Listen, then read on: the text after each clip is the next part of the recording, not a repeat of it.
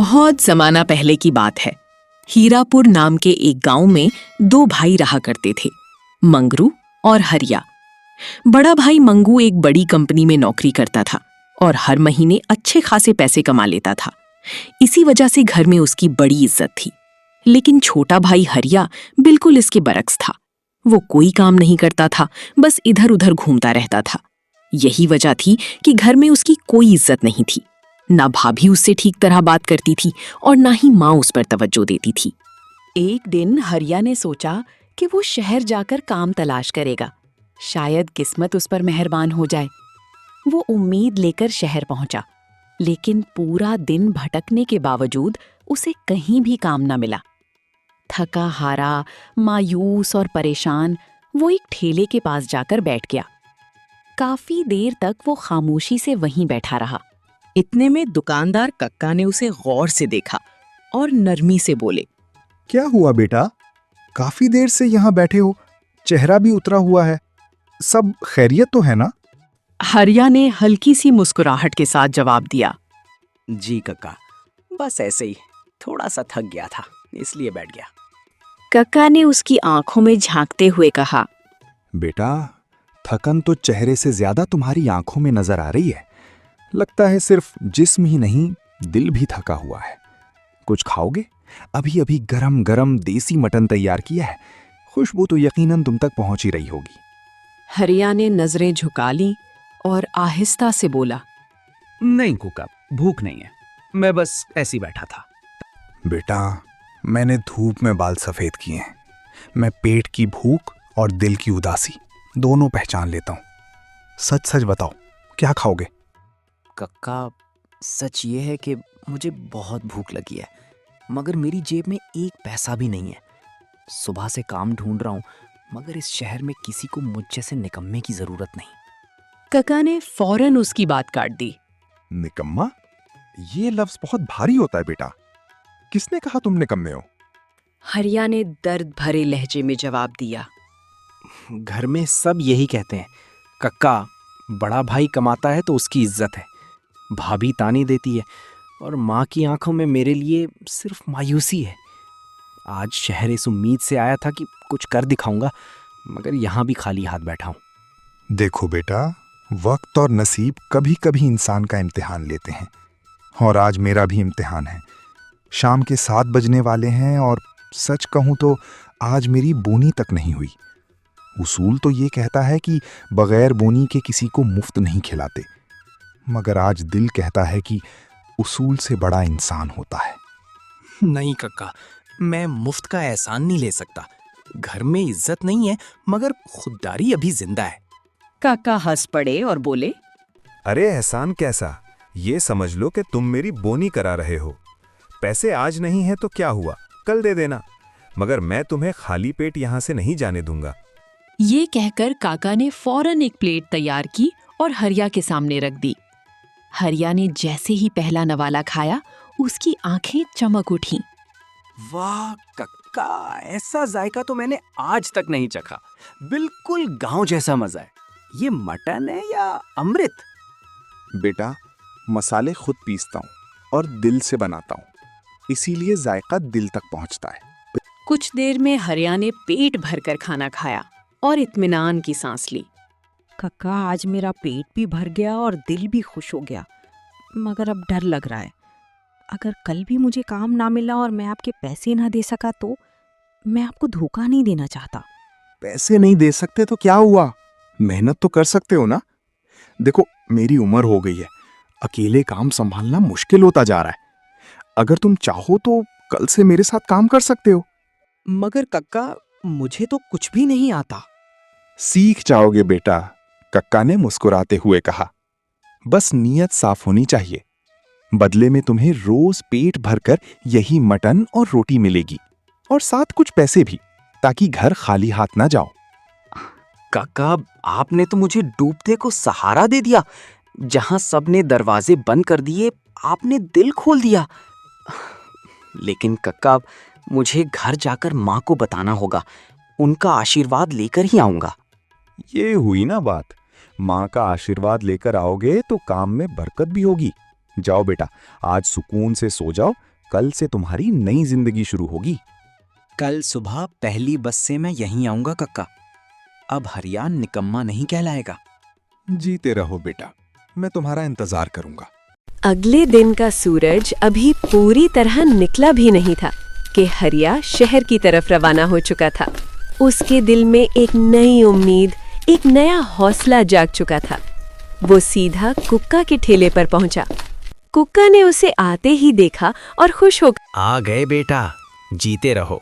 मैं तो सुबह से तुम्हारी ही राह देख रहा था, लेकिन ये क्या, चेहरा बता रहा है कि तुमने ना ठीक से नींद ली है और ना कुछ खाया है। सब ठीक है ना? नहीं कक्का, सब ठीक है, बस काम की फिक्र में जल्दी उठ गया था। आप बताएं मुझे क्या करना है? मैं आज से पूरी मेहनत के साथ काम सीखना चाहता हूँ।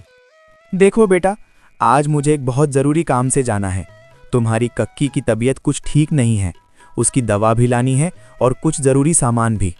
इसलिए आज मैं ये पूरा ठेला तुम्हारे हवाले करके जा रहा हूँ। क्या? मैं? अभी तो मैंने काम सीखा भी नहीं। इतने सारे ग्राहकों को मैं अकेला कैसे संभालूंगा? कहीं मुझसे गलती हो गई तो? कल तुमने जो किया है ना, उसके बाद मुझे तुम पर खुद से भी ज्यादा भरोसा हो गया है।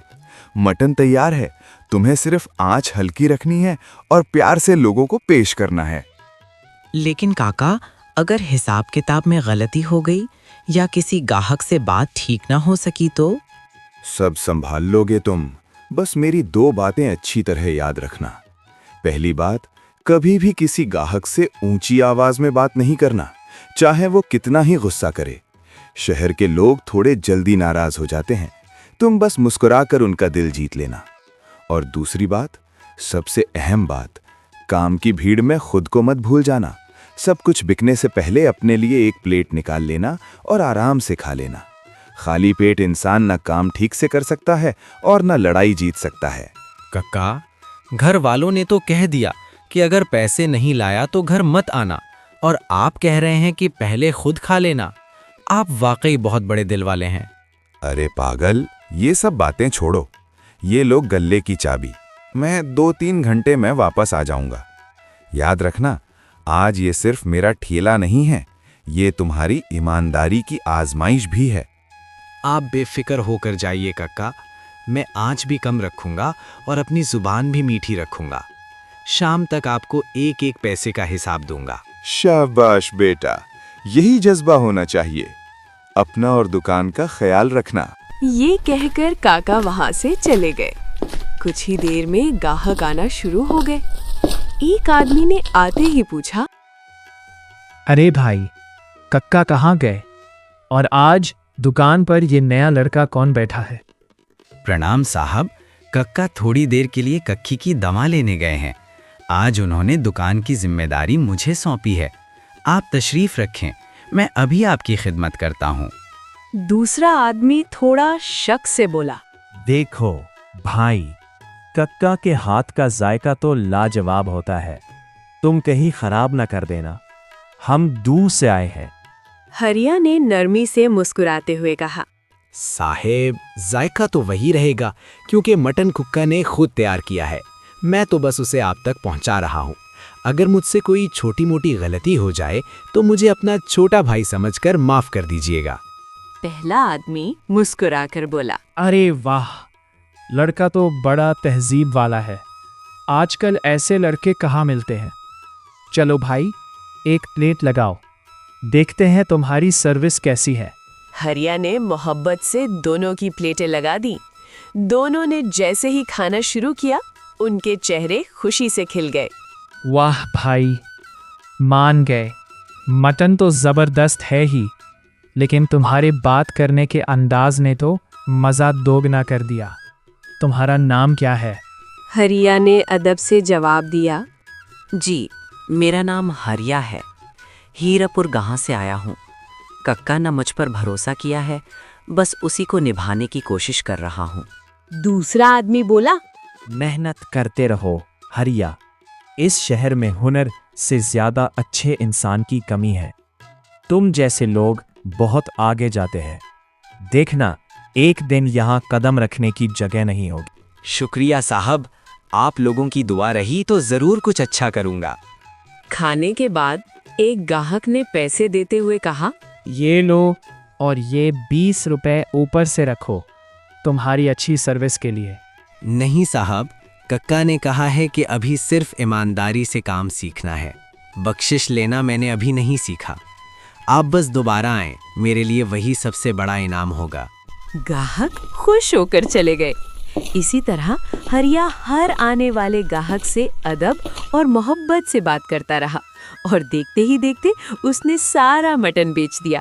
शाम होते ही कक्का वापस आ गए। कक्का ने हैरानी से कहा, अरे वाह बेटा, ये तो कमाल हो गया, सारा मटन बिक गया। जी कक्का, आपकी दुआओं से सब ठीक रहा। कक्का ने खुश होकर उसके हाथ में कुछ पैसे रखे। ये लो बेटा, आज की तो हरी मेहनत की कमाई। हरिया ने वो पैसे लिए और खुशी खुशी घर की तरफ रवाना हो गया। हरिया जैसे ही घर पहुंचा तो दरवाजे पर कदम रखते ही अंदर से मंगू की आवाज आई। लो जी, आ गया शहर का नवाब। आज भी शायद खाली हाथ ही लौटा होगा। हरिया ने खामोशी से जेब से पैसे निकाले और माँ के सामने रखते हुए बोला, ये लीजिए माँ, आज की कमाई। अरे वाह, मेरा बेटा कमा कर लाया है। आओ बेटा बैठो, मैं अभी तुम्हारे लिए गरम गरम रोटियां लाती हूँ। तुम थक गए होगे ना? मंगू भी चौंक गया और हरिया को गौर से देखते हुए बोला, ये सच में तेरी कमाई है या कहीं से मांग कर लाया है? भाई, ये मेरी मेहनत की कमाई है। आज पूरा दिन कक्का के ठेले पर काम किया है। देखा मंगू, आज पहली बार इसने हमारे खानदान का नाम रोशन किया है। अब ये भी कुछ बन जाएगा। माँ, आप फिक्र ना करें, अब मैं रोज मेहनत करूंगा और रोज पैसे लेकर आऊंगा। आपको अब मुझसे कोई शिकायत नहीं होगी। जीते रहो मेरे लाल, ऐसे ही कमाते रहो, फिर देखना इस घर में तुम्हारी भी इज्जत होगी। ये सुनकर हरिया के दिल में एक अजीब सी चुभन हुई, मगर उसने कुछ नहीं कहा। उसने चुपचाप खाना खाया और सोने चला गया। अगली सुबह वो पहले से भी ज्यादा जोश के साथ शहर की तरफ निकला और सीधा कक्का के ठेले पर पहुंचा। कक्का ने उसे देखते ही खुश होकर कहा, बेटा आओ आओ, कल तुमने तो कमाल ही कर दिया। मैंने सोचा भी नहीं था कि तुम अकेले सारा काम संभाल लोगे। ये सब आपकी तरबियत का नतीजा है कक्का। मैंने बस वही किया जो आपने सिखाया था। नहीं बेटा, ये तुम्हारी नीयत और तुम्हारी मेहनत है। वैसे बताओ, घर वालों ने क्या कहा? खुश हुए ना? जी काका, खुश तो हुए, मगर क्या बेटा? खुलकर बताओ। अब वो मुझसे सिर्फ पैसों की उम्मीद रखते हैं। जैसे मेरी मेहनत नहीं, सिर्फ कमाई अहम है। बेटा, दुनिया का यही दस्तूर है। अक्सर लोग इंसान को नहीं, उसकी हैसियत को देखते हैं। मगर तुम दिल छोटा मत करो, तुम अपनी मेहनत जारी रखो, सब ठीक हो जाएगा। जी काका, मैं पूरी ईमानदारी से काम करूंगा। इतने में ग्राहक आना शुरू हुआ। अरे भाई, कल वाला लड़का आज भी मौजूद है। लगता है कक्का ने तुम्हें मुस्ततिल रख लिया है। जी साहब, अभी तो सीख ही रहा हूँ। आप जैसे लोगों की दुआओं से शायद कुछ बन जाऊं। भाई, कल जो मटन खाया था ना, मजा आ गया था। आज 2 प्लेट लगाओ और एक पार्सल भी बना दो। जी साहब, अभी हाजिर करता हूँ। आप बैठकर आराम से इंतजार करें। मैं पूरी कोशिश करूंगा कि आपको कल से भी बेहतर सर्विस दूं। वाह भाई, तुम्हारी बात करने का अंदाज ही दिल जीत लेता है। देखते ही देखते फिर से भीड़ लग गई। हर कोई उसी ठेले पर आ रहा था। कमाल है भाई, पहले यहाँ इतनी भीड़ नहीं होती थी, अब तो लाइन लग गई है। सच कह रहे हो, शायद उस लड़के की मेहनत और इखलाक का असर है। हरिया ये सब सुनकर बस मुस्कुरा देता और अपना काम करता रहता। शाम को कक्का वापस आए तो उन्होंने देखा कि आज भी सारा मटन बिक चुका है। वाह बेटा हरिया, आज फिर तुमने कमाल कर दिया। लगता है तुम वाकई मेरी दुकान के लिए बरकत बन गए हो। नहीं कक्का, ये सब आपकी मेहनत और आपके हाथ के जायके का कमाल है। कक्का ने उसके हाथ में पैसे देते हुए कहा, ये लो, आज की कमाई। और सुनो, अब ये दुकान सिर्फ मेरी नहीं, तुम्हारी भी है। हरिया खुशी खुशी पैसे लेकर घर की तरफ चल दिया। जैसे ही वो अंदर दाखिल हुआ, माँ ने फौरन पूछा, आ गया मेरा बेटा, आज कितनी कमाई हुई? हरिया ने मुस्कुराते हुए पैसे माँ के हाथ में रख दिए। ये लीजिए माँ, आज की मेहनत की कमाई। माँ के चेहरे पर फौरन खुशी छा गई। अरे वाह, मेरा लाल तो दिन ब दिन तरक्की कर रहा है। आओ बैठो, मैं अभी तुम्हारे लिए अच्छा सा खाना लगाती हूँ। आज तुमने वाकई मेरा सर फख्र से ऊंचा कर दिया। मंगू भी अब पहले जैसा नहीं रहा था। उसने जरा नर्म लहजे में कहा, हरिया, लगता है तुम वाकई कुछ बनने लगे हो। ऐसे ही मेहनत करते रहो, एक दिन बड़ा आदमी बन जाओगे। भाई मैं बस ईमानदारी से काम करना चाहता हूँ, बाकी सब अल्लाह के हाथ में है। माँ, एक बात पूछूं? अगर मैं पैसे ना लाता तो क्या आज भी आप मुझसे ऐसे ही प्यार से बात करती? माँ कुछ लम्हों के लिए खामोश हो गई, फिर नजरें चुराकर बोली, बेटा, हालात इंसान से बहुत कुछ कहलवा देते हैं, तुम बस अब मेहनत करते रहो। वो चुपचाप अपने कमरे में चला जाता है।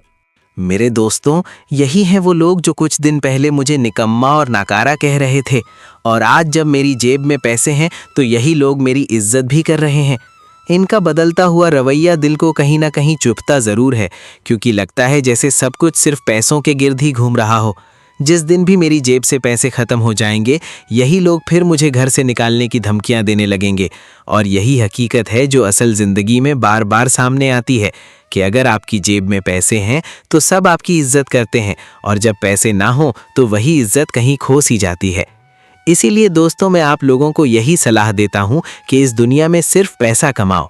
और हाँ दोस्तों, एक बात तो मैं आप लोगों को बताना भूल ही गया कि आप लोगों के प्यार और मोहब्बत की वजह से हमारे इस चैनल का वॉच टाइम भी मुकम्मल हो चुका है।